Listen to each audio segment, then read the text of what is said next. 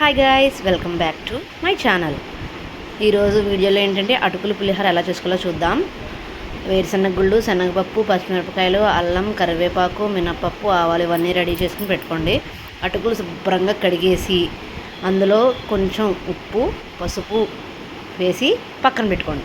పక్కన పెట్టుకున్నాక ఆయిల్ వేడైన తర్వాత వేరుశనగ గుళ్ళు బాగా వేగాలి. బాగా వేగిన తర్వాత శనగపప్పు, పచ్చిమిరపకాయలు, అల్లం, కరివేపాకు, మినపప్పు, ఆవాలు, ఇంగు మ్యాండేటరీ ఇవన్నీ వేసుకుని బాగా వేయించండి. ఎండుమిరపకాయలు కూడా.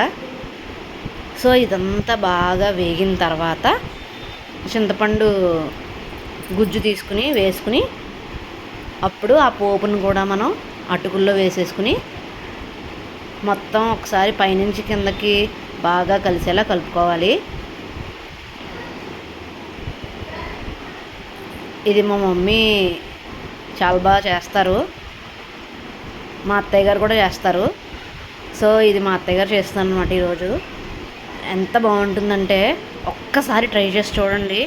నిజంగా అద్భుతంగా ఉంటుంది.